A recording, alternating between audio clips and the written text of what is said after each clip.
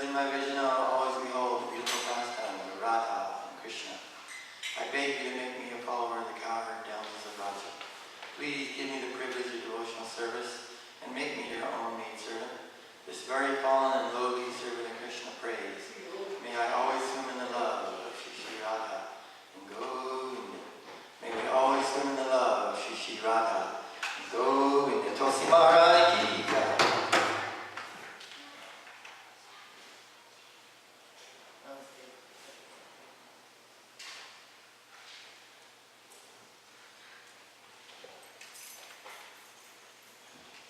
You should get around. You should get around. Around the cookie plant, right? Everywhere else. How long till Guru Puja? How long till Guru Puja? Well, it's technically 4:45, but 4:45. Okay. In January.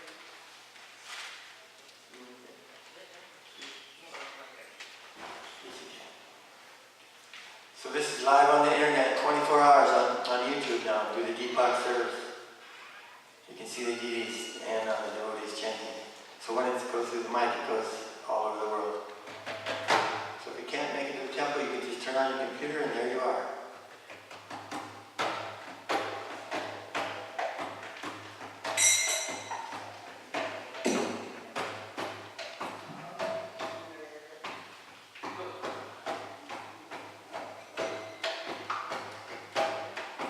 Hare Krishna, Krishna Krishna,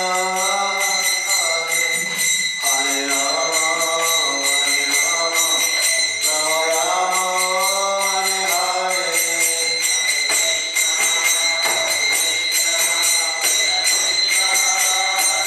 Hare Om.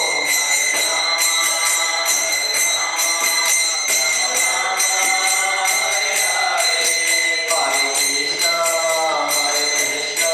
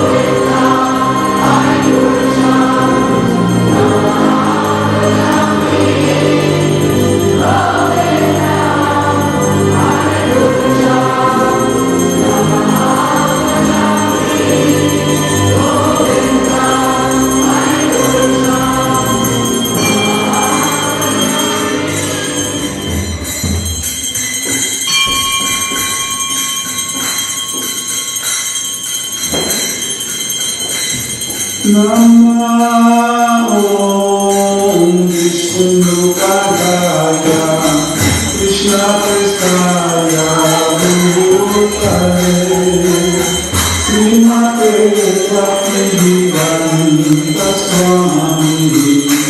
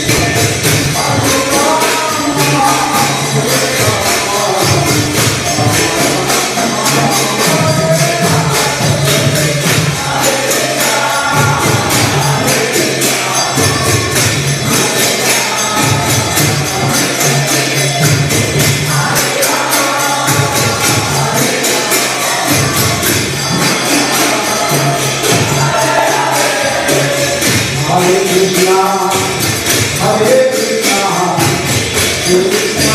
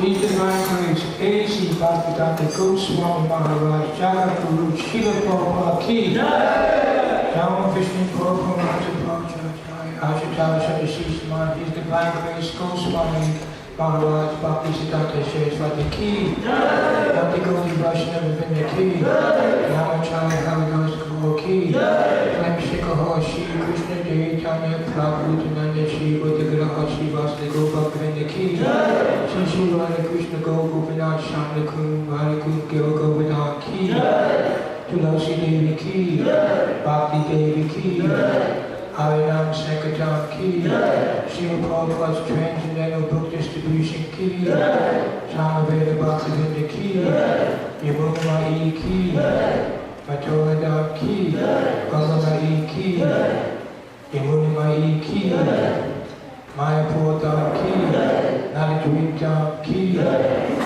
Jagannath Purdam Ki, New Jagannath Purdam Ki, Shri Shri Radha Kulananda Ki, Shri Shri Govinda Ji Radharani Ki, Lord Sringadevi Ki, Shri Shri Balaram Jagannath Subhadra Devi Ki, Shri Shri Govinda Ki, ISKCON's first and oldest holy San Francisco Radhayatra Ki, Goprananda, all glories assembled devotees, all glories assembled devotees, all glories assembled devotees, all glories to Sri Guru Gauranga.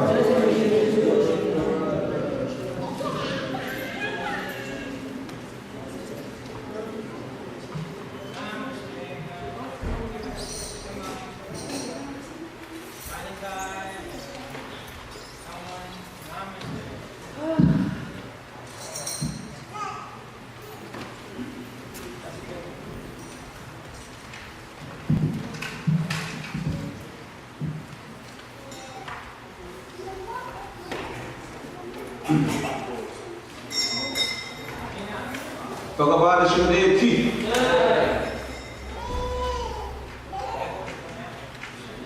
Namaste Narashivaya.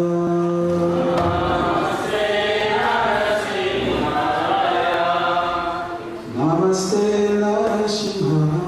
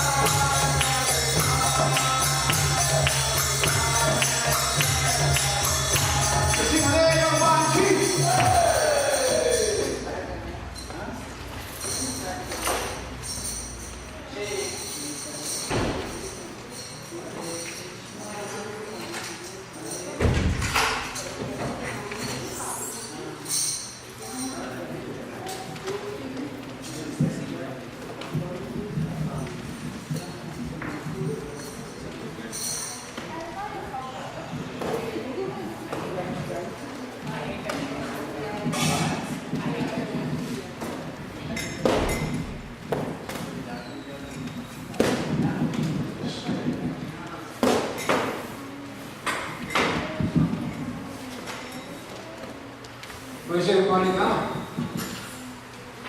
That way. So maybe somebody can close those doors. Where's everybody leaving to? Don't leave. Don't leave. We're not done. So everybody settle down a little bit. So okay, Hare Krishna. Anybody here for the first time today? I don't think so. Yeah, really? Yeah, okay, great. So, we want to thank Cheru Bhatta and Mr. Paul Yoshi for sponsoring this Sunday's feast. Paul Yoshi will be 70 years old today. I know him for about maybe 40 years. And I knew his father very well also. And I remember his father would always bring a garland of money to the San Francisco Rath Yatra and put it on Prabhupada's, neck. And so they were really good friends of mine, him and his family, and I knew his father, who is long passed away. So we'd like to thank them later on. They're going to have a little bit of a cake for him, who will be 70 years old today. So a couple things we want to mention, that our festival is coming very soon. John Mastami is coming on August the 17th. Rath Yatra is the next Sunday, August the 24th. I know Los Angeles is having their Rath Yatra on August 3rd. I'll be going there. My wife and I will be going there. But I will be getting back on the same day in Oakland Airport at 4:30, and I will be back at the Sunday feast so I can stick my hand out again for Rath Yatra. Because it takes the last minute to really raise all these donations. So I will go to the Rath Yatra in LA. I'll go to the parade, I'll stay at the festival a little bit. My wife and I will hop on a plane. I'll be at the Oakland Airport at 4:30, and I'll be back here for the Sunday feast, because we'll only have a few more weeks for our feast. So we still would like to see if we can humbly ask for some donations for John Mastami. August the 17th, that's on a Sunday, and the Rath Yatra is the following Sunday, August the 24th. So I want to thank my dear godbrother and dear friend, Dwarkadish Prabhu. Last Wednesday, my wife and I went to his house, and he called me up and he said to me, I have Srila Prabhupada's dhoti, and I want you to have it. And here it is right here.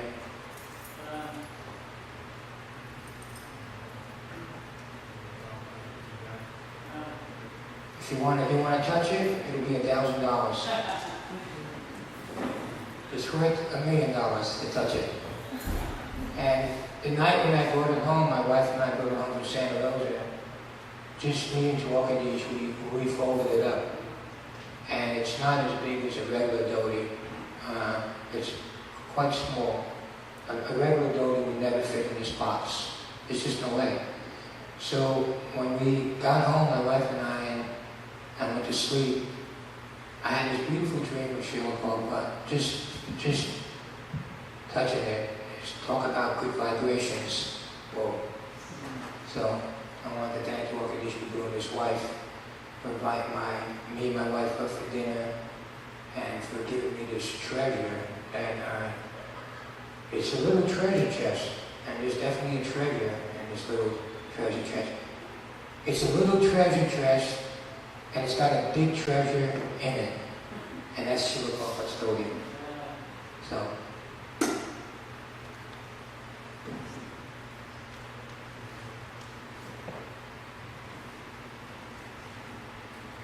just a couple of things we want to mention.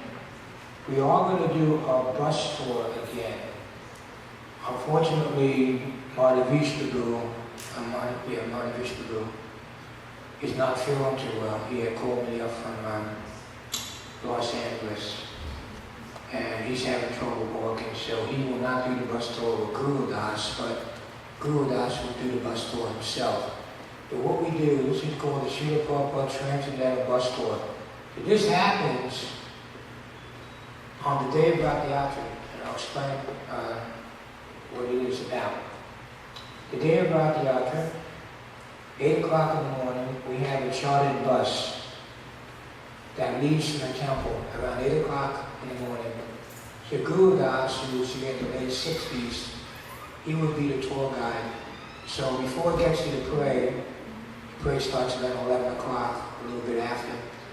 It'll first go to Frederick Street, and Guru Das will take the devotees on a walking tour and show where Srila Prabhupada used to walk. And then we'll go on Harinam around Haight-Ashbury and hand out some Rath Yatra flyers. And then we'll take a tour and go to Gate Park, and it will show you some of the spots, previous spots we had in Rath Yatra. We used to have it in Marks Meadow and Lindsay Meadow. And then in '89, I got permission to have it in Sharon Meadows, which is a much better spot, and this is where Srila Prabhupada chanted near the famous Hippie Hill. So if you want to get a ticket, it's about a donation. You can give $50, $20, $25, $50, you can give $100. You can help sponsor it. So if you help sponsor it with a pretty good donation, then we can get tickets a little cheaper to everyone else. It's a wonderful thing. You don't have to drive to Rath Yatra. You can park your car in a parking lot if there's room. If not, you can park it around the neighborhood. Get on the bus. You don't have to pay a toll. You don't have to pay for gas. You relax. And once it goes to the parade, after it drops you off at the parade, it will pick you up on the east side of the park at the festival. So 6 o'clock, it'll pick you back up at the festival site and bring you right back to the temple. So it's a round trip, Transcendental Prabhupada bus tour from the temple to the Rath Yatra, to the parade and the Rath Yatra festival, and back. If anybody be interested in getting a ticket, let me know, and I'll give you a flyer.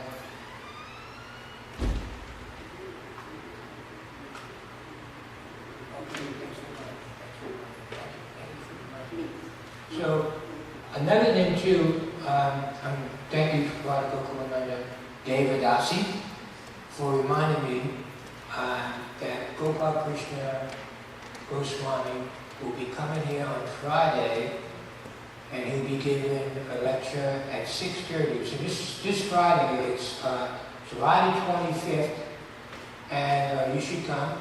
He's taking a little tour of the United States. So again, Gopal Krishna Goswami will be here this coming Friday, July the 25th.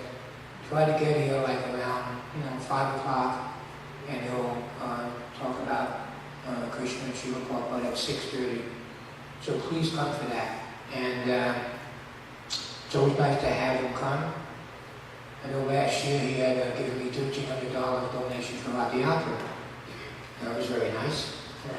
So now we're going to have a Bhagavad Gita class by His Grace, Garantaraj Prabhu, sit right there, Garantaraj Prabhu.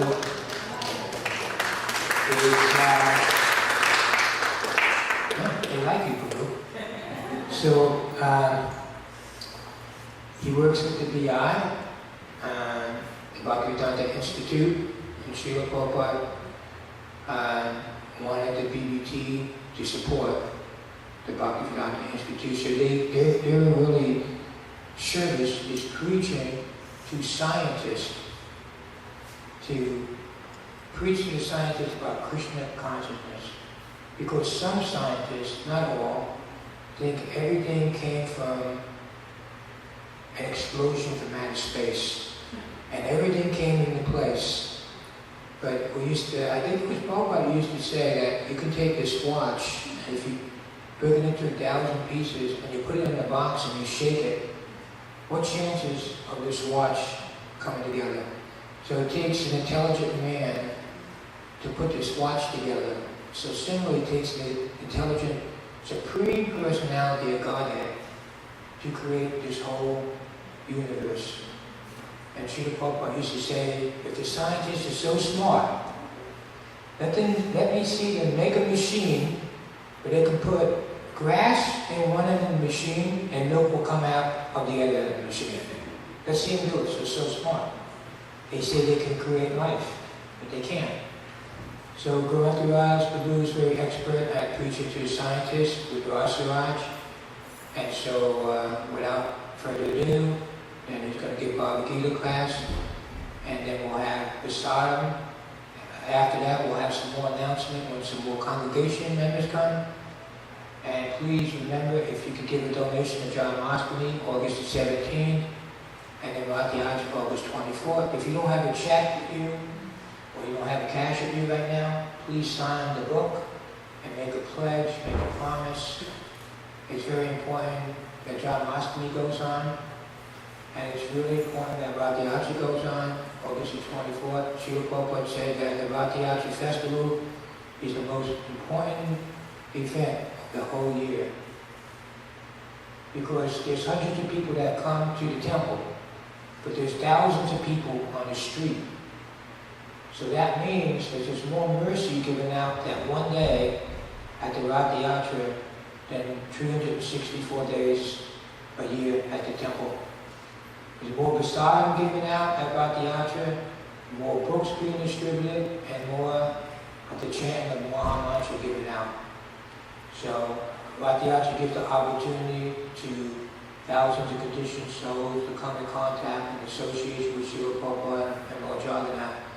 So it's our duty to do it, and it's some of the greatest welfare work you can do, because it's the only festival and parade in North America that gives out a free vegetarian feast, free entertainment, and free admission. It doesn't happen at the St. Patrick's Day Parade or the Christopher Columbus Parade, Chinese New Year's Parade, and those are all nice events, but none of them give out the mercy that Hare Krishna is given out, where Srila Prabhupada personally initiated the Rathayatra. And if it wasn't for Srila Prabhupada, of course we wouldn't be here right now. We wouldn't have any festivals, and we wouldn't even know who God is. So very important to keep it going. Hare Krishna. Hare Krishna.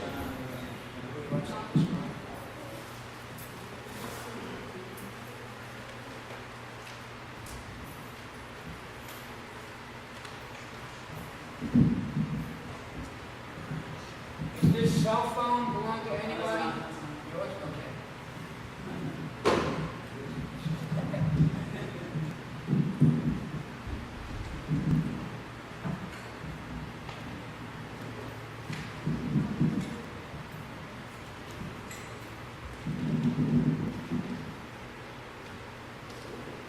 Jaya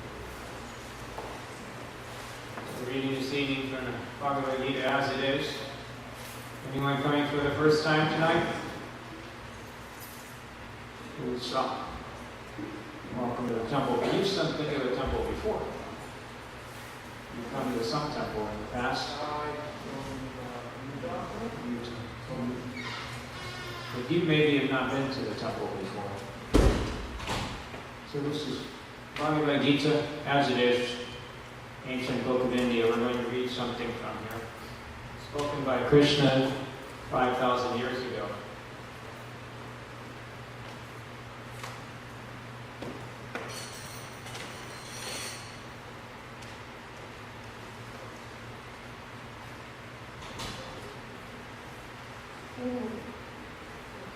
Please repeat after me. Om Namo Bhagavate Vasudevaya. Om Namo Bhagavate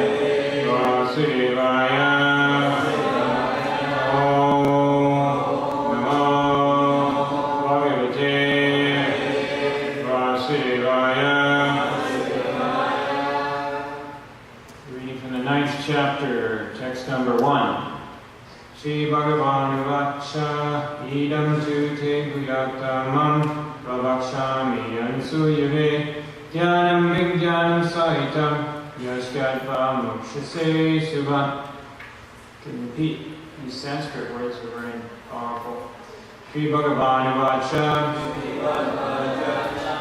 the Supreme Personality of Godhead said, Idam, this, to, but, te, unto you, Guyatamam, most confidential, Pravakshami, I am speaking, Anasuyave, to the non-envious, Jnanam, knowledge, Vijnana, realized knowledge, Sahitam, with, Yat, which, Jatva, knowing, Mokshase, be released, Ashubha, from this miserable material existence. Translation, purport by Srila Prabhupada. The Supreme Lord said, My dear Arjuna, because you are never envious of me, I shall impart to you this most secret wisdom, knowing which you shall be relieved of the miseries of material existence. Please repeat. The Supreme Personality of Godhead said, My dear Arjuna, because you are never envious of me, I shall impart to you this most secret wisdom, knowing which you shall be relieved of the miseries of material existence. Purport by Srila Prabhupada. As the devotee hears more and more about the Supreme Lord, he becomes enlightened. This hearing process is recommended in the Srimad Bhagavatam. Quote, the messages of the Supreme Personality of Godhead are full of potencies, and these potencies can be realized if topics regarding the Supreme Godhead are discussed amongst the devotees. This cannot be achieved by association of mental speculators or academic scholars, for it is realized knowledge. End of the quotation. The devotees are constantly engaged in the Supreme Lord's service. The Lord understands the mentality and sincerity of a particular living entity who is engaged in Krishna consciousness and gives him the intelligence to understand the science of Krishna and the association of the devotees. Discussion of Krishna is very potent, and if a fortunate person has such association and tries to assimilate the knowledge, then he will surely make advancement towards spiritual realization. Lord Krishna, in order to encourage Arjuna to higher and higher elevation in his potent service, describes in this 9th chapter matters more confidential than he has already disclosed. The very beginning of Bhagavad Gita, the 1st chapter, is more or less an introduction to the rest of the book. And in the 2nd and 3rd chapter, the spiritual knowledge described is called confidential. The topics discussed in the 7th and 8th chapters are specifically related to devotional service.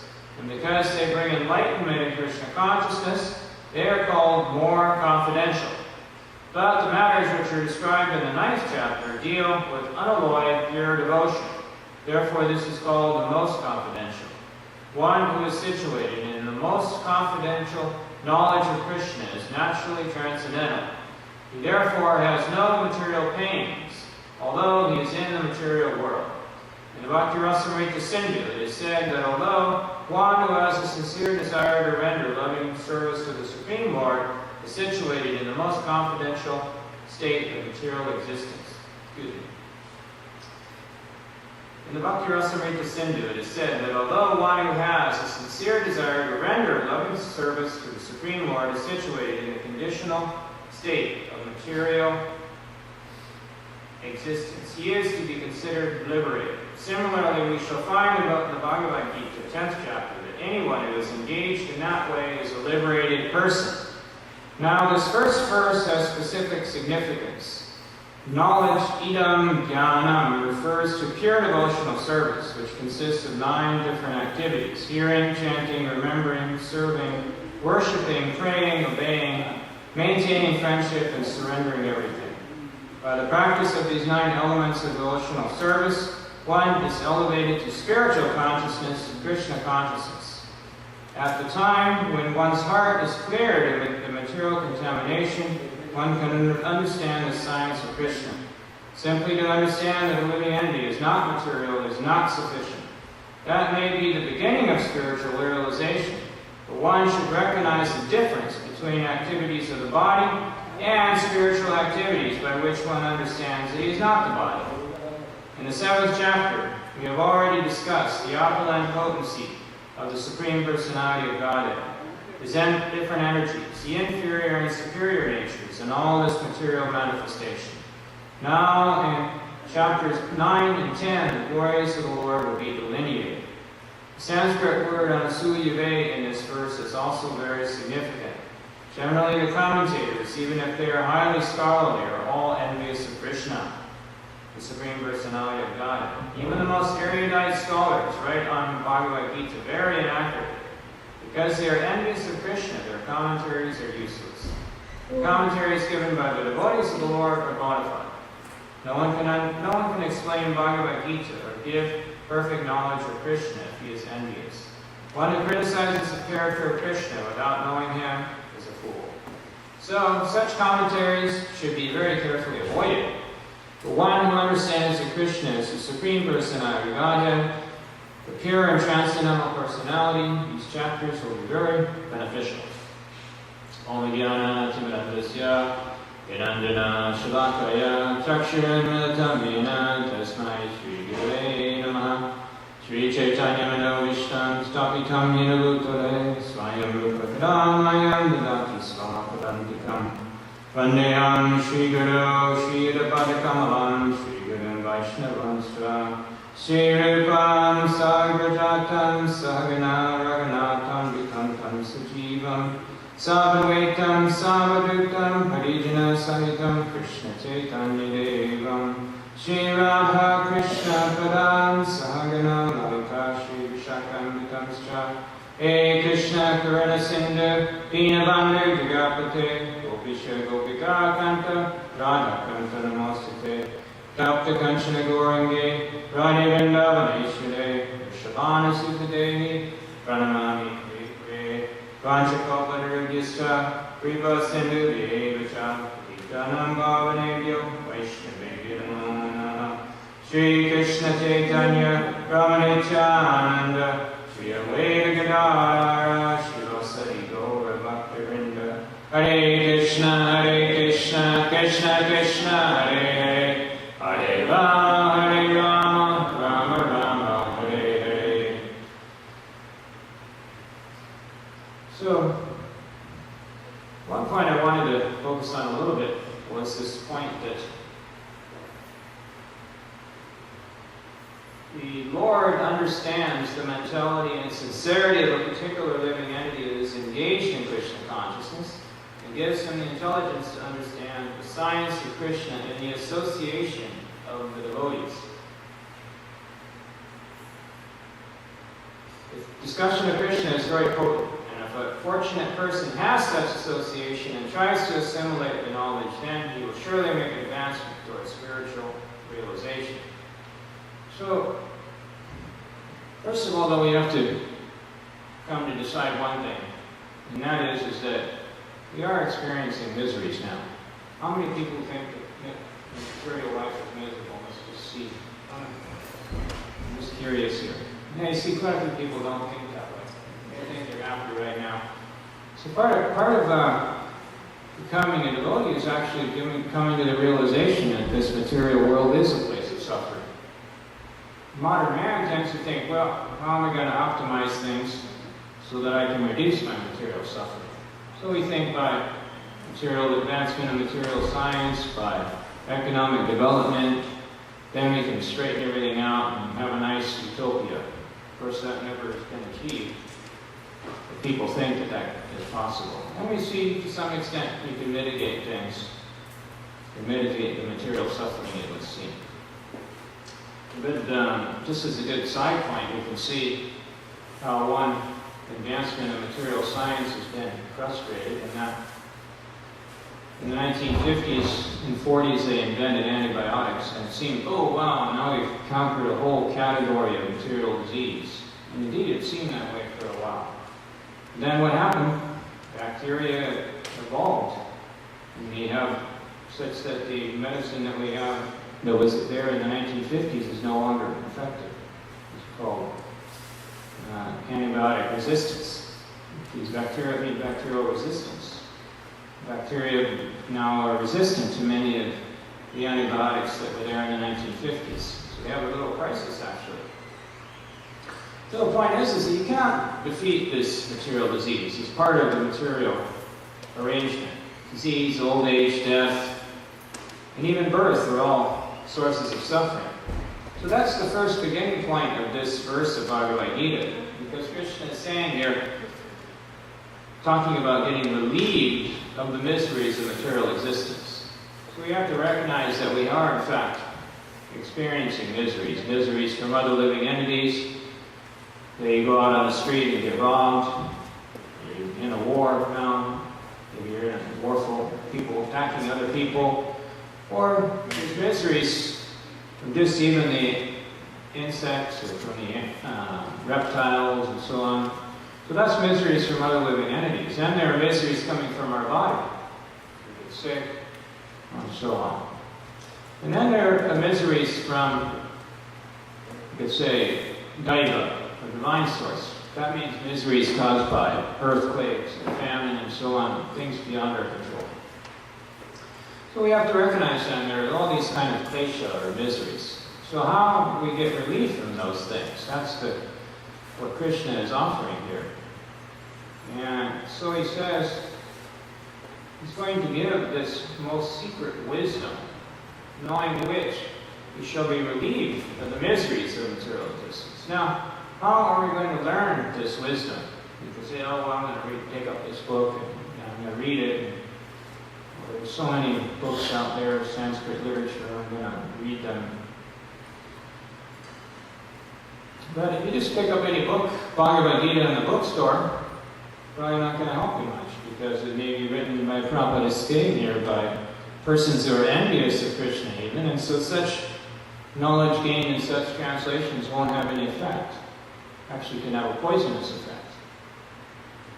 Not negative effect, not just zero, but can have negative effect on your spiritual life. And then consequently on your material life too.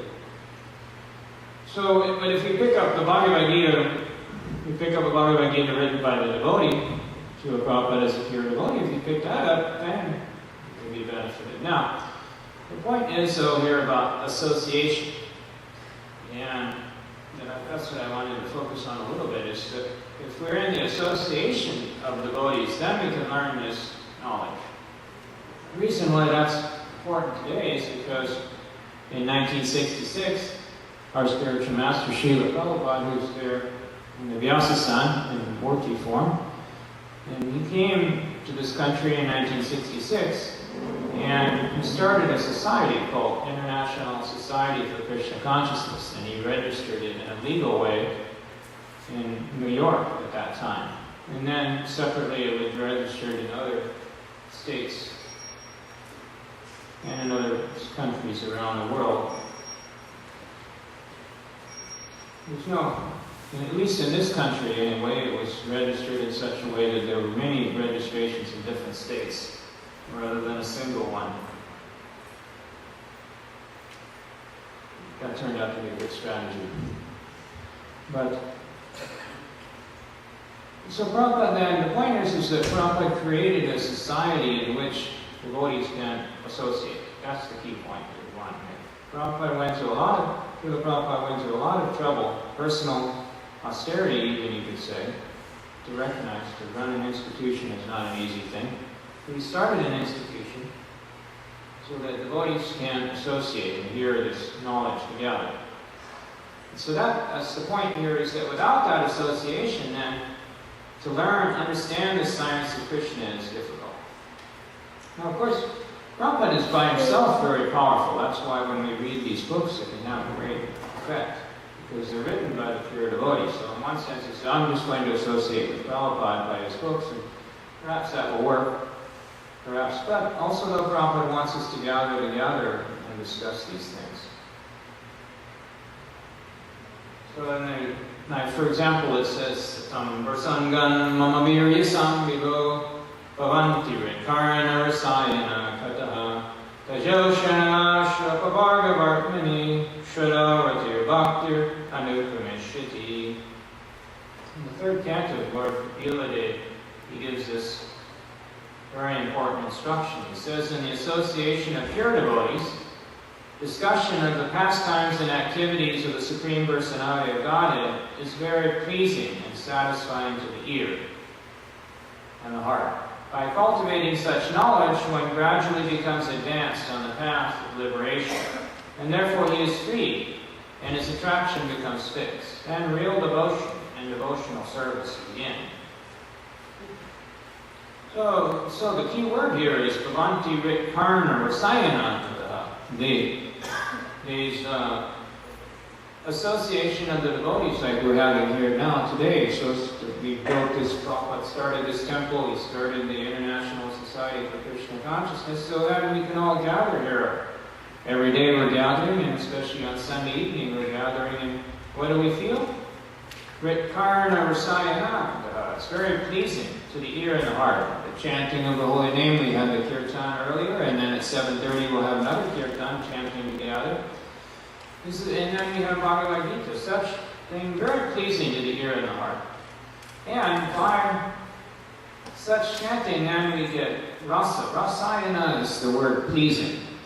We see in Bhagavad Gita, Krishna says, Vishaya vinivartante naraha vasidehinaha.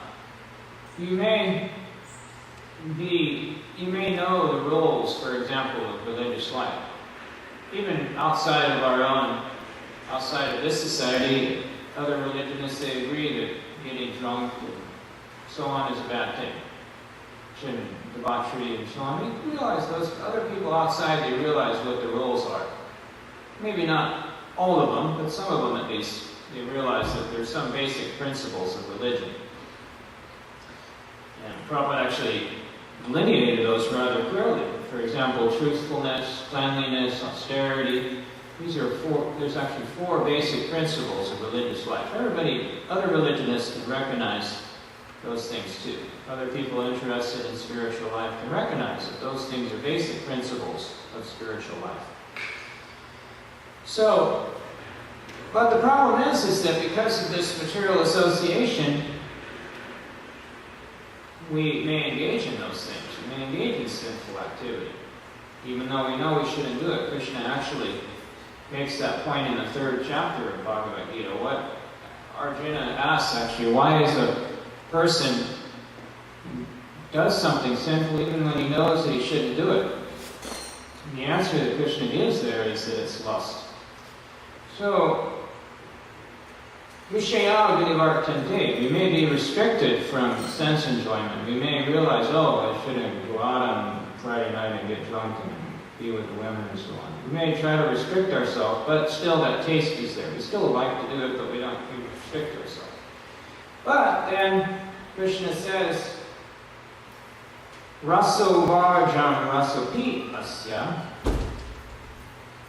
param drishva nivartate. Param drishva nivartate. What do you mean? So if we can get a rasa varjam, a taste for this spiritual life, that will completely overcome this interest in the mundane taste. Because you can see, paramdrishva, this one says, paramdrishva nivartate, it's a higher taste. So the point is that by engaging in this hearing and chanting, satam prasangan, and the association of devotees, then we get this rasa, this taste for Krishna. Very pleasing. Once we can get to that level of taste, then the interest in the mundane things will be gone.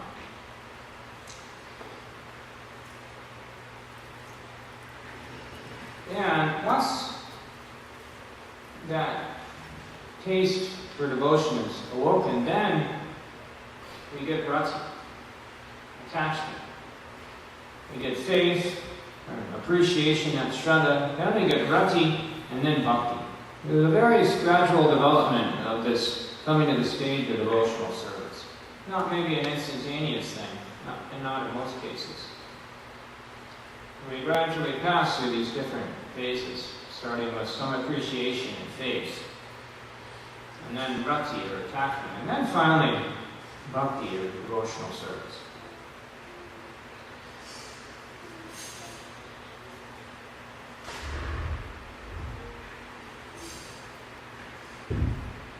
This Krishna prema, this love of God, doesn't have to be gotten from some other place. It's there automatically in the heart.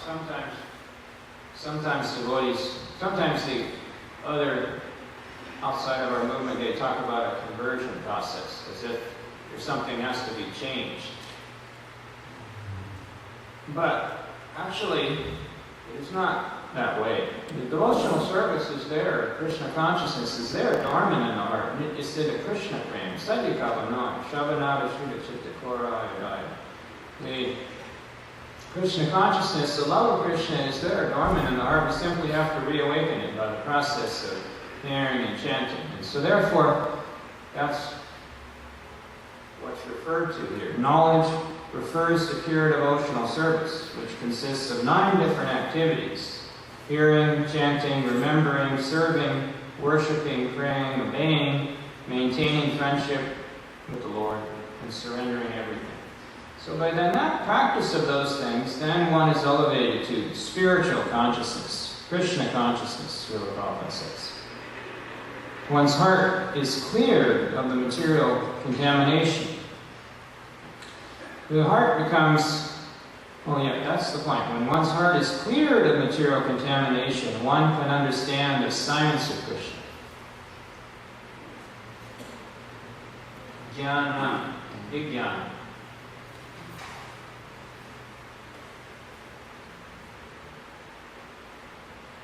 Sometimes Srila Prabhupada would say Krishna consciousness means purification. The purification stage is very important. So that was why Srila Prabhupada went to so much trouble to create this association of devotees of ISKCON, so that one can become purified. And then one can come to the stage of understanding the science of Krishna, and when one comes to that stage, then one can be relieved of the miseries of material existence. Moksha se shuvat. That's release. Moksha, everyone is a familiar word, liberated from material miseries. Now, but sometimes people think, moksha means, okay, I get liberation from the miseries of material life and emerge into the absolute. But that's not actually the goal. In fact, the pure devotee doesn't even want to be that kind of liberation.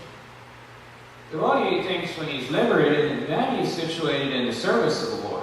The real liberation actually means that. In Bhagavatam, it establishes what moksha really means. Muktir hitvanyata rupam, sarupena vyavastitaha.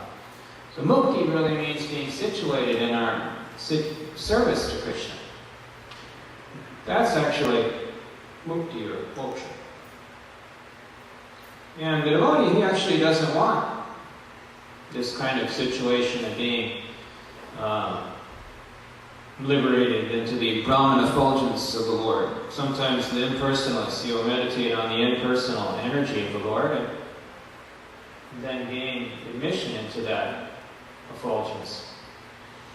But, so therefore people speak of merging into the Absolute.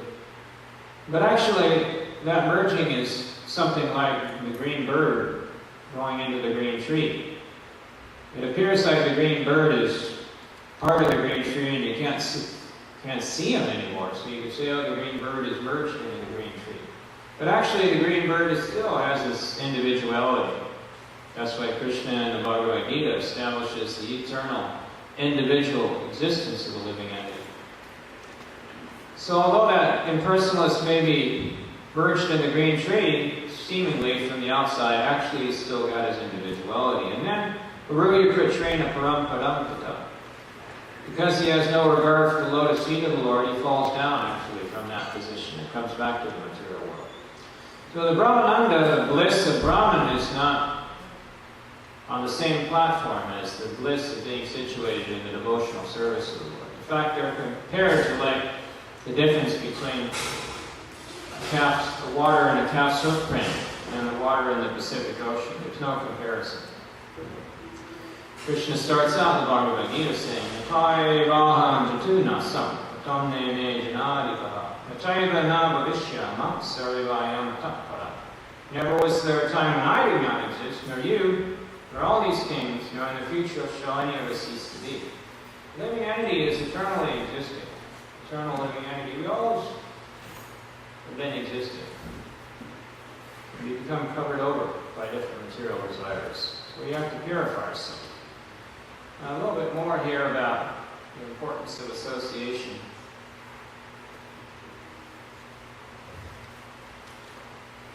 Actually, Lord Chaitanya, he said, "Asat Sangha Tyaga E Vaishnava Chaga." He was asked one time, how does a Vaishnava behave? How do we recognize a devotee?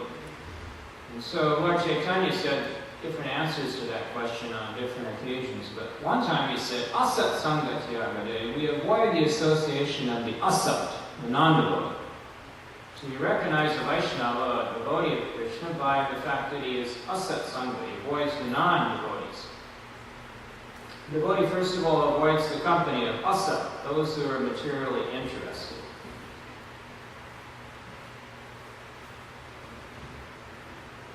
And Srila Prabhupada says, we have established this Krishna consciousness movement in order to avoid asat sangha, association with those who are interested in material things. Srila Prabhupada created this ISKCON in 1966 on this day, specifically to obey this order of Lord Chaitanya Mahaprabhu, Asat Sangha Tyaga E Vaishnava Chaga.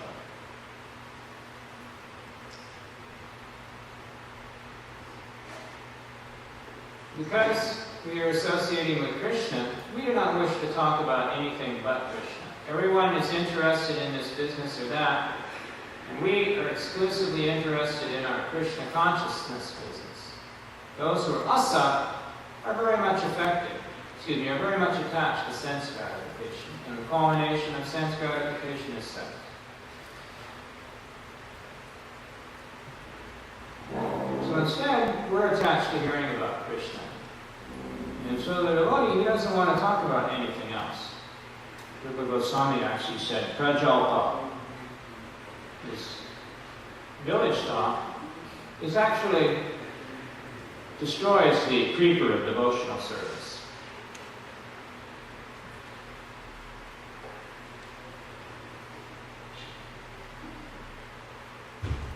Rupa Goswami gave various instructions about how to make advancement in devotional service. He said, Adyahara Priyastascha Prajalpani Amagraha Jana Sangascha Alyam Cha Shadbir Bhaktir Vanashati. So this association with the non-devotees then destroys the creeper of devotional service. Jana Sangas.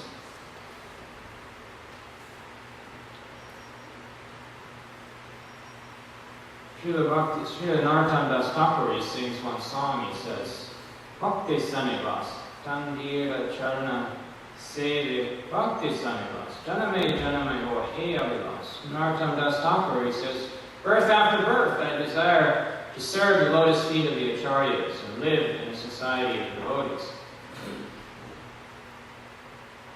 So,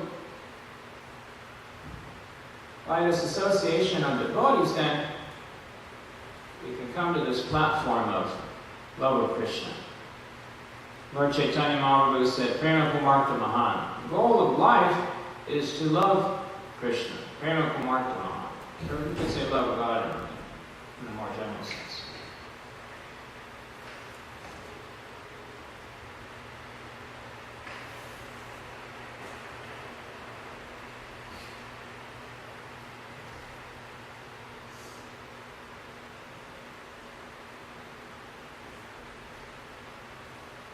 So this knowledge in Bhagavad Gita is in different categories. First of all, in the second chapter, Krishna explains how the living entity is different from his body. You have this body which is like clothing on the spirit soul. And this is called then, knowing that is called confidential knowledge. But that's only the beginning of knowledge, you could say. The next level is this most confidential knowledge, which is contained in these central chapters of Bhagavad Gita, where Krishna explains devotional service.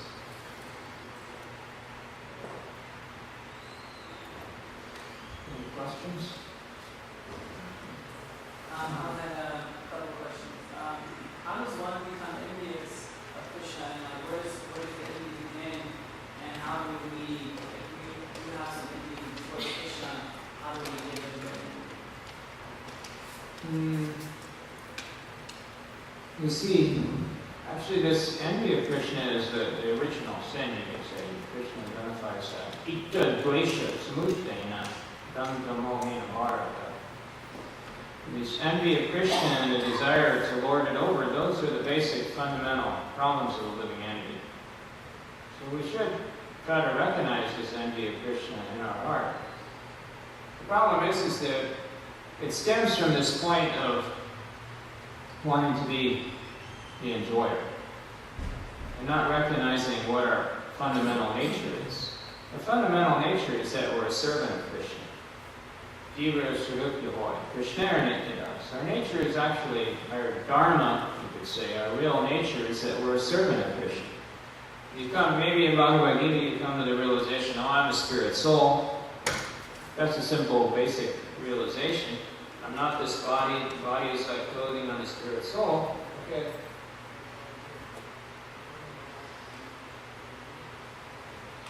But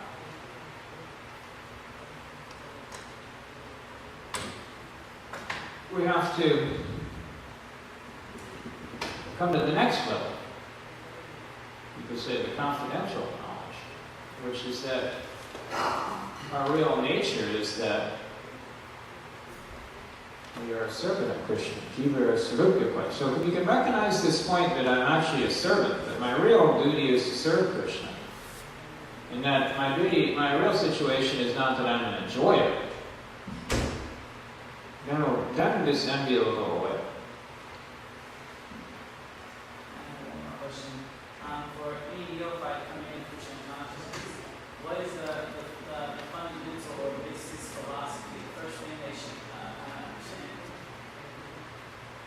Well, Bhagavad Gita is actually so constructed that it brings you to that, gives you the basic knowledge, like we were saying in the second chapter, basic information about spirit, soul, and then the seventh chapter is also very important because it talks about the different energies of the Lord, moving up on all the volume. We have to understand also the world around us in order to get extracted from it. So therefore the Sankhya philosophy is very important. Moving up on all the volume. We look around at the world, and we recognize the world is constructed of earth, water, fire, mind, intelligence, and so on. We recognize we want to try to distinguish ourselves, the real self, you could say, from this world around us.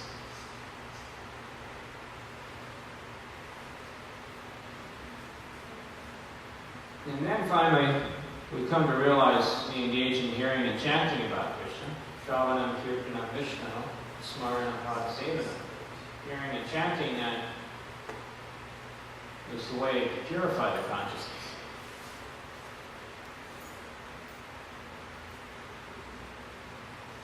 There are different levels of progress are there. Anything else? Someone wants to keep speaking for 7 o'clock, so we got a lot of time. Oh, here's our Dhananjaya.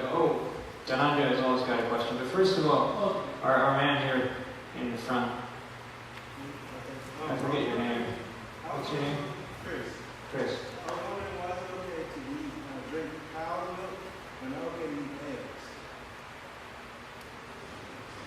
Say that again. Why is it okay to drink from a cow and not okay to eat eggs? Oh, well, eggs are a different thing than completely a different thing. They're not like a diet. Oh yeah, you're saying they're both animal products. Well, you could think of the cow's milk as like we drink our mother's milk. The cow is like one of our mothers. So it's a completely different thing. And whereas the egg is just a, kind of unfertilized, yucky thing that they've kind of stopped, the egg, the chicken's egg there. Instead of letting the egg go to fruition, they've stopped it and then they eat it. It's kind of a little,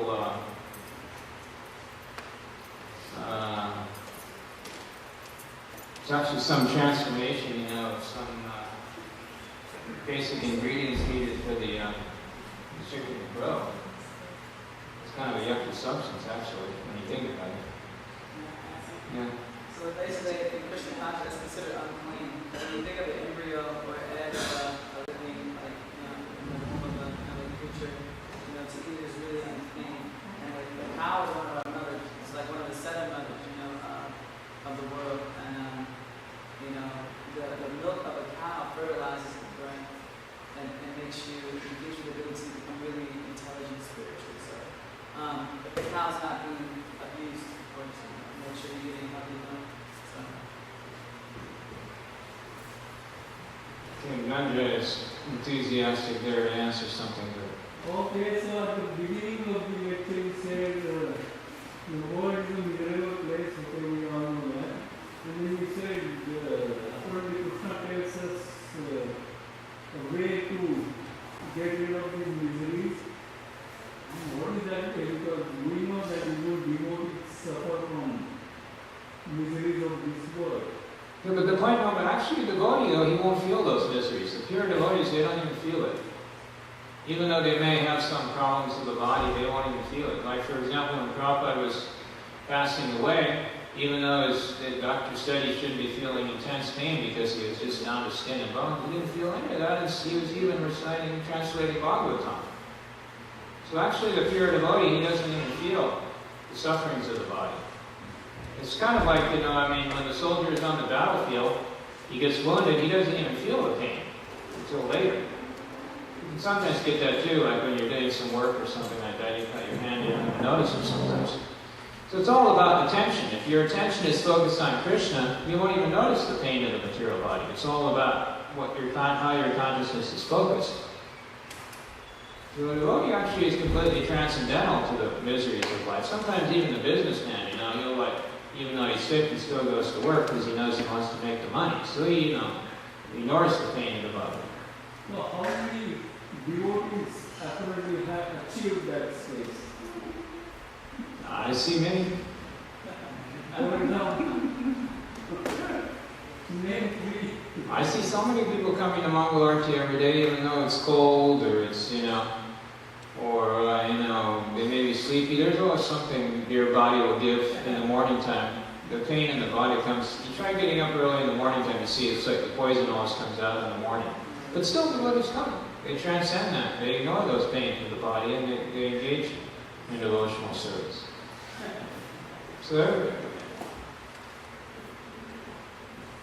So if one engages in devotional service, those pains of the body go away. You don't even notice them.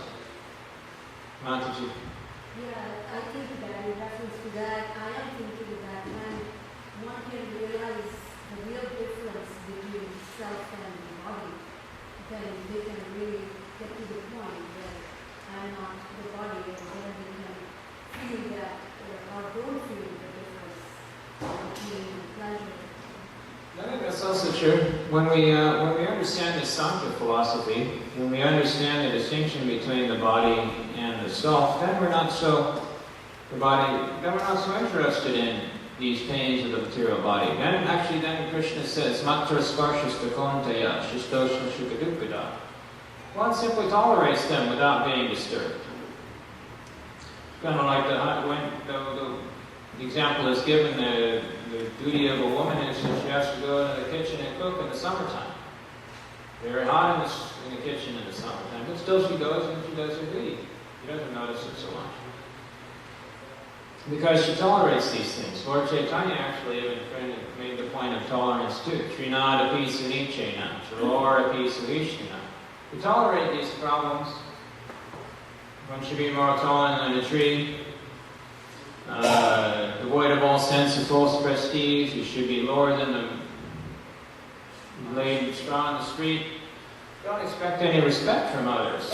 And that is such a state of tolerance, then we can chant the holy name of Krishna with feeling.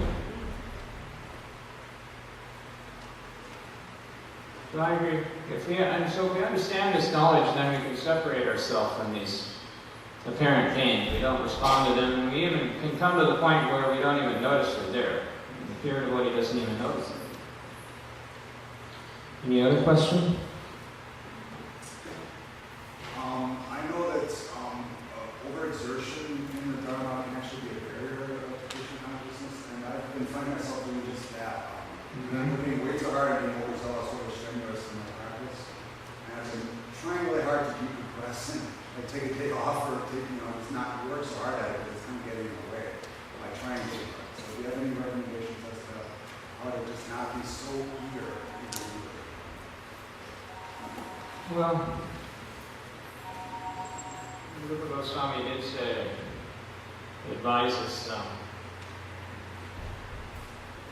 that we should not overendeavor. Of course, where that line is perhaps a little fine, but we can see that we want to kind of balance the life of chanting. For those, depends on what stage you're on, but really, let's take the prototype case. And I don't know where your situation, whatever it may be, but the prototype case is that Srila Prabhupada and Lord Chaitanya, they want us to chant 16 rounds every day. They want us to rise early in the morning time. And you may say, oh, well, I'm working so hard doing this and that, I can't get up early in the morning. But that means that there's something wrong there. We have to have the balance there between the doing enough service. You could say, now let's ignore the situation of there's another in-between situation there, and that's the case where someone has some material duties, perhaps one is married, has a family, one has to work, maintain the family, one practices Krishna consciousness. That's okay, that's fine. But that's a little different situation. The one I'm referring to is a situation where one may be fully engaged, dedicating one's time 100% to Krishna consciousness, and then one may say, oh, well, I can't get up early in the morning time because I'm going out and distributing books all the time, or I'm doing this and that service for Krishna. But clearly there's something wrong with that kind of a situation.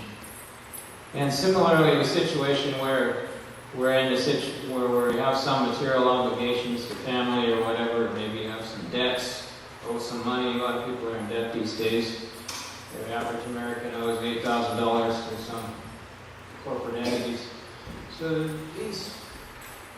But then we have to step back for a minute and try to arrange our life so that we have enough time for hearing and chanting. We shouldn't try to entangle ourselves so much in the material world so that we don't have the time to engage in Krishna consciousness. So, a lot of intelligence, actually, this Krishna consciousness is called Buddhi Yoga, or Yoga of Intelligence. We have to put our mind to our situation and say, oh, I better stop doing this thing and that thing, this material activity, I better give up. Okay, I've got 2 jobs, maybe I ought to try to get by with 1 job, or maybe I've got this job, but I'm working, and I've got a senior position in some corporation. Well, maybe try to find another place to work. Don't work yourself so hard just for material objectives. We have to analyze our situation and make sure there's enough time to chant, say, 16 rounds a day. Maybe some of you are new to Krishna consciousness. That may be hard to come to that stage initially, but okay, you say, I'm taking a vow to chant every day 4 rounds. So make sure you can do that. Don't work so hard that you don't have time for that. Prabhupada and a lot of the senior folks talk about regulation. So not eating too much, not oversleeping, making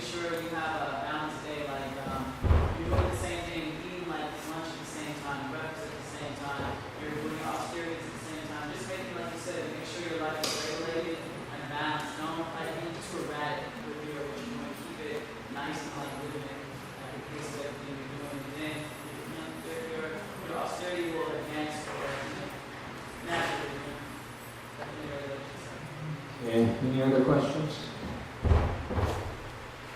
Read here a little bit about, someone in the back there. Sir, you talked about something philosophy, but it is just one of the 6 schools of Hindu philosophy. Some is one of the earlier ones, which is more about duality. So how does your entire epistemology connect with Vedanta and other later schools, which talks about Advaita and oneness? Wait, saying what? Advaita, oneness, and the later schools of Hindu philosophy. Whereas some is one of the earlier ones which talk about duality. So how do you reconcile, I understand. Yeah. Okay, well that's a good question, and Lord Chaitanya actually taught Achintya Veda Aveda Tattva. Very high philosophy, actually. Even beyond all of those philosophies that you're mentioning, Lord Chaitanya taught the idea of Achintya Veda Aveda Tattva. That the living entity and God are simultaneously one and different. So the oneness is there, we agree, and at the same time, there's a difference. So although, for example, the Advaita Vedantists, they teach a oneness, and then there are some the Vaishnavas, like for example Madhvacharya, the Ramanuja Acharya, they taught the duality, that there's the God in the living entity. Lord Chaitanya made actually a synthesis of those two extremes and said Achintya Veda Aveda Tattva, that the living entity is simultaneously one and different. And when Lord Chaitanya Mahaprabhu, when he toured India in the 15th century, he taught this philosophy of Achintya Veda Aveda Tattva, and he was actually able to conquer all pundits by that philosophy. So this is actually a very high philosophy that Lord Chaitanya taught that incorporates both the oneness and the duality into the same idea. And can you say a little bit more about knowledge, which you were talking earlier? One knowledge you said, what word you used? Confidential knowledge. So, knowledge also is duality because it's vidya and opposite of vidya is avidya, which is oneness. So can you say something about this? Well,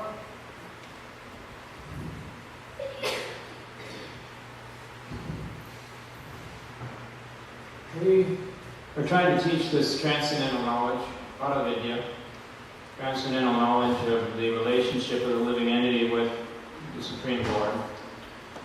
And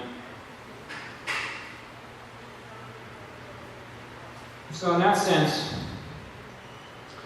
in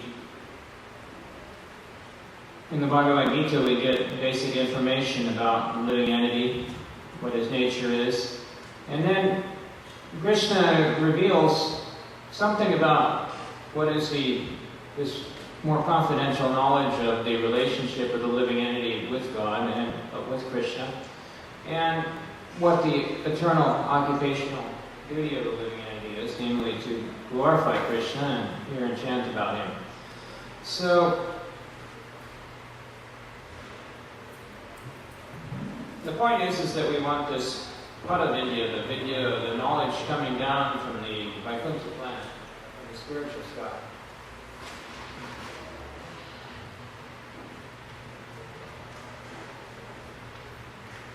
Some question? I want to add something to, you were asking in the beginning, how was, I think you were saying, how is it different from the philosophies of Advaita and the Buddhist idea. Have you studied the Dasamula Tattva? Dasamula Tattva, the 10 foundational truths by Bhaktivinoda Thakur. If you get into that, you're talking about the epistemology, how we have proof of this knowledge, and basically the first idea of this foundational truth is amnaya, and that means proof for the Vedas. And basically, we come to understand how to get this proof, this epistemology, is from basically the Vedas. We have the Puranas, which are the histories, the Puranas. We have the Upanishads. We have the commentaries of the devotees. We have, what's another one? Basically all the books of the Vedas, where the truth's coming from, like this transcendental sabda, which is the transcendental word, basically of Krishna. All this proof is coming from here. And then we have the next basically, which is called a Chitta Veda Veda. The next, from number 2 to number 8, we have the means to obtain the method. How do we go about understanding and putting this proof into practice? And then the goal is Krishna Prem. So a lot of what you're asking is in the Dasa we were talking about, or you can find it on the internet. And that's also what the book is related. So we have to understand why Krishna consciousness is a kind of a more advanced philosophy. Okay. Any other questions? Sorry, Prabhu.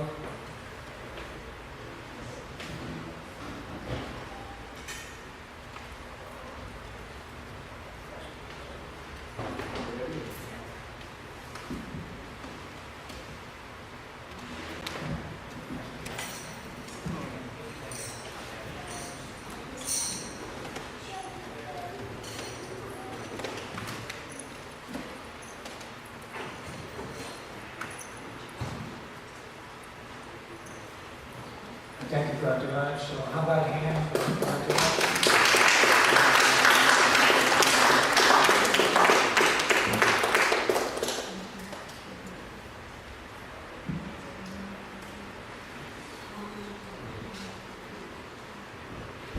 Brian, look at that box off my desk.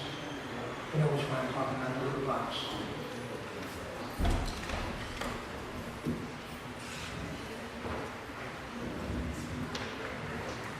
So in about 10 minutes, we'll have prasadam. Is that Mrs. Joshi I see here, looking at me? Hare Krishna. So, is Mr. Joshi here? Here he is.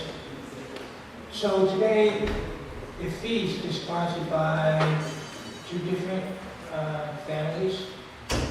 You have Joe Nata helped sponsor it. And then you have Mr. Paul Yoshi and his good wife, Mrs. Yoshi. And today is his 70th birthday. And he sponsored the feast. And he's that nice looking gentleman. He's sitting right there. If this guy would sit down, you see him right there. There's a good looking guy right there. See him? With the jacket on. He's right in front of the curtain. You see him? Raise your hand, Mr. Joshi. Raise your hand. So today is his 70th birthday, and he's been my good friend of his family and my family, good friends. I've known him for the past 40 years. I know his sons when they were little. He knows my son when my son was little, and we've gone over his house many times. And I was good friends with his father, Mr. Joshi Sr., and his father, I remember, always would come to San Francisco Radhyatra and put a money garland around Srila Prabhupada. So I knew his father also many years ago too. So we like to say happy birthday to Mr. Joshi, 70th birthday. And when we sing happy birthday to the devotee, we don't say happy birthday to you, we say Hare Krishna to you, Hare Krishna to you, Hare Krishna to Joshi, Hare Krishna to you.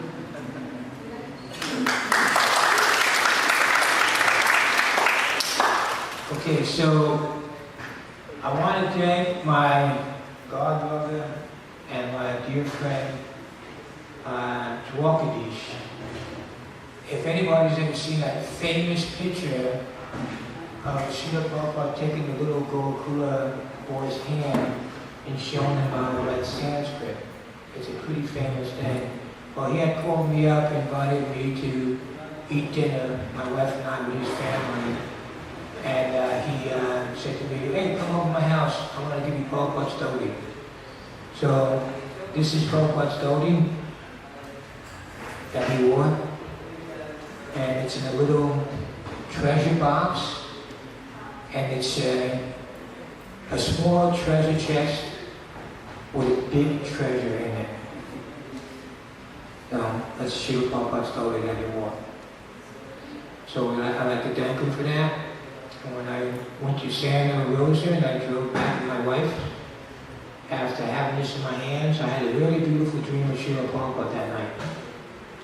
So this is very good vibrations right here. I want to share that with everybody. And I want to also thank Darpada and Donna Kaylee. First, my wife and I ate lunch with them. They live in the same town we do. And then that same night, we went to Santa Rosa and ate dinner with Walkadish and his family. So pretty good. We had prasadam 2 times, lunch and then dinner. That's a pretty good deal.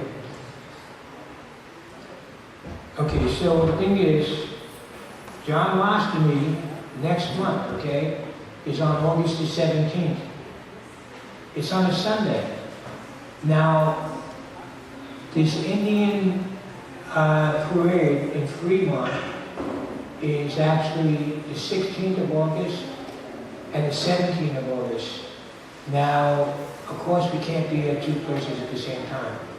But Saturday, August 16th, the day before John Mastami, Hari Basura, myself, Deepak, and some devotees, we're going to go down there and we're going to have a flatbed truck. And we're going to rent a flatbed truck and we're going to blast the Maha Mantra. We're going to blast it. We're going to have 2 big speakers. We're going to blast it. And it'll be a good opportunity because we're going to hand out thousands of our Rath Yatra flyers. There's about 8,000-9,000 people in that parade. So everybody interested, come see me, Hari Masal, Deepak, or Johnny Tai. We'll get him to come down too. And we'll chant on a Saturday. My wife and I will probably have a book table there or a gift shop or a combination of both on Saturday. And then on Sunday is their parade between 12 and 2. So we're thinking about just kind of hopping in and coming back here because John Mastami is kind of later on in the evening. So if you're interested, let me know about that. And one more thing, of course, Rath Yatra is August the 17th, the next Sunday after John Mastami. And so you can help our Rath Yatra by handing out these flyers to your friends, your family. We have thousands of flyers. You want to hang them up. You want to stand on the street corner. You want to give them out to your friends.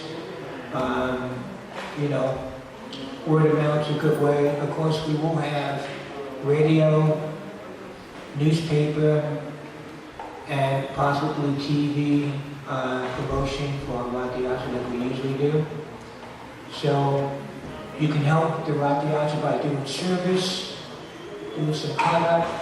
You want to help decorate the chariot at Golden Gate Park. You want to help serve the free feast, help load trucks, unload trucks. There's a lot of things to do.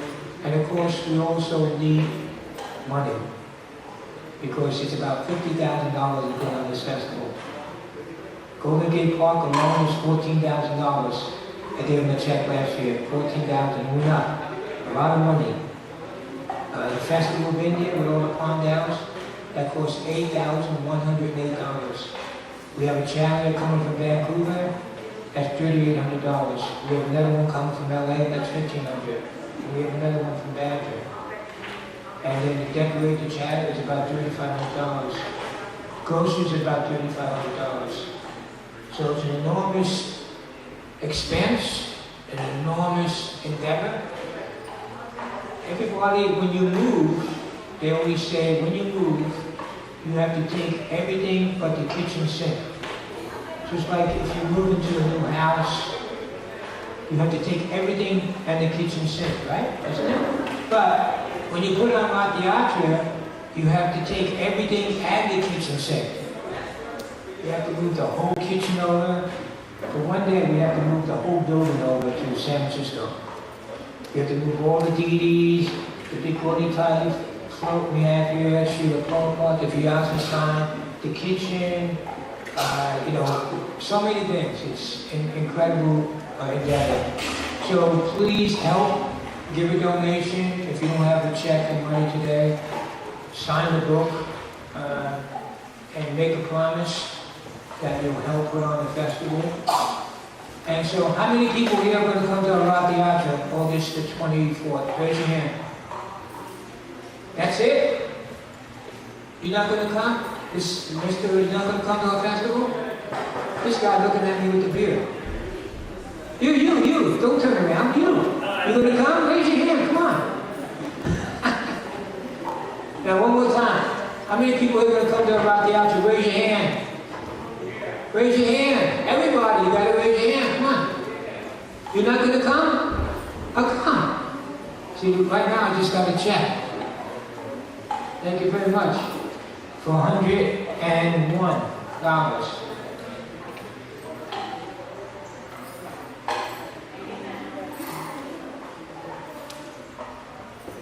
How do you pronounce your last name? This woman here just gave a check for 101. Thank you very much.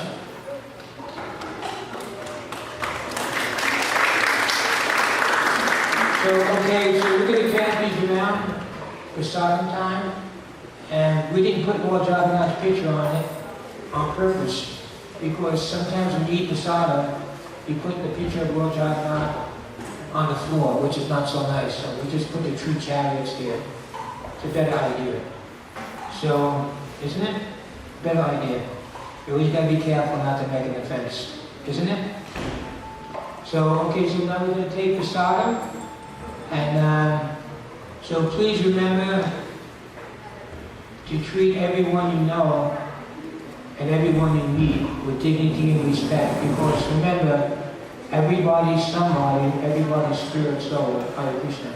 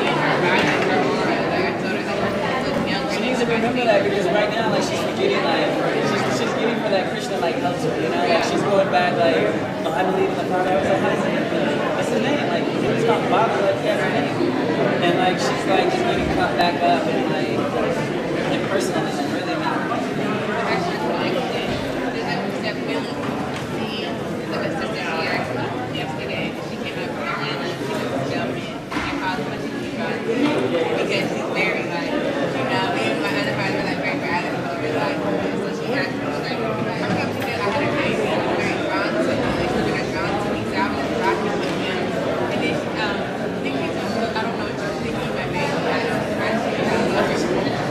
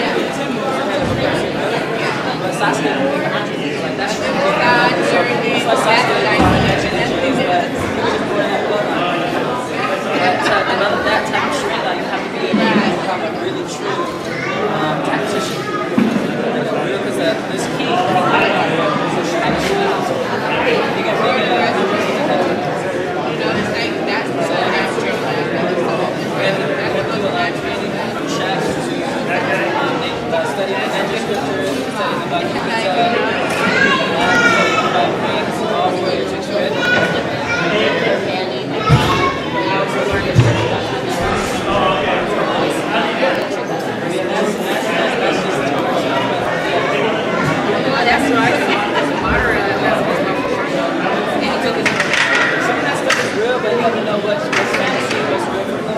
Yeah, just for real. Most of the philosophy they're talking about with the elements and the chakra are real. But like, it's still a made-up story. It's different from Japanese real history. So, I can really tell.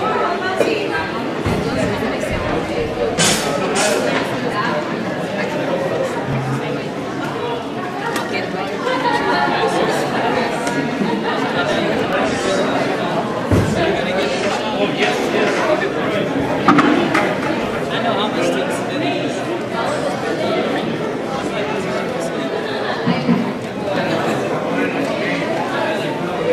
What is Mike? Test your abilities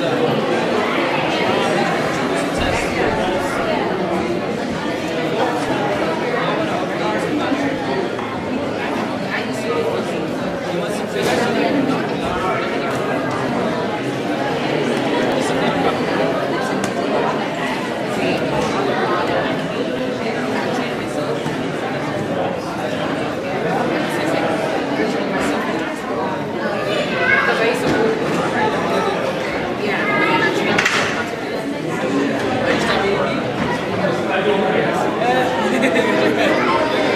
That's number one. Your mom doesn't eat meat. Why you still eat meat? Why you still eat meat? I went to the doctor.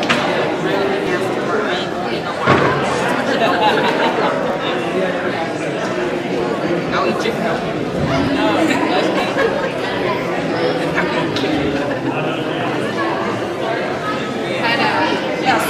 You said I could eat chicken since you just, you said that's white. I said slowly, I don't want you to eat beef. That's the worst. Now I'm trying to slow you, work your way off of that. Well, his grandma cooks it, but his mom's at a meeting. My grandma cooks it. But his grandma, she's from South America. Like, eat. Chileans originate from Italian, awesome. It's a mixture. From Spain and Italy. Oh, and China. Two things very I think it's so also knows the story guy. That's the name of the story guy. It's not basically, those Japanese people, his name's the demigods to create jutsu.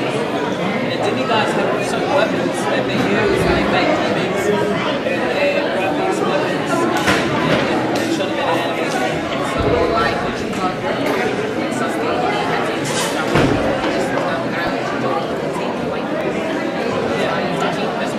there's units that can be that.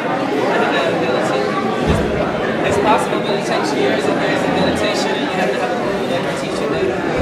There's really no powerful gurus like that in this age. People are pretty complicated. You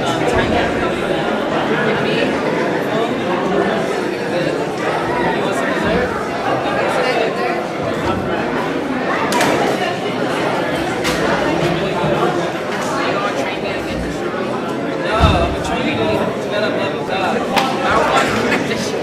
Love of God is more powerful than any other power. No, trust me, like, all you have love of God, God will do anything. You will give you any power you want, and He'll take care of you all the time. The thing is, you won't need the power, He'll just do everything for you. He will pick you up and push you to I still want to. You want to have power. The real way to get power is to let it go. Have you seen the last Harry Potter? Well, let me show you an example. The last Harry Potter, he had the most powerful magic wand. And the bad guy Voldemort had it. So he got his feet. He defeated Voldemort, and the wand accepted him as a master. He broke it because he realized how powerful it was. Because it's more of a threat to be in the world than to like not. Real power is to be able to let power go. Let power go.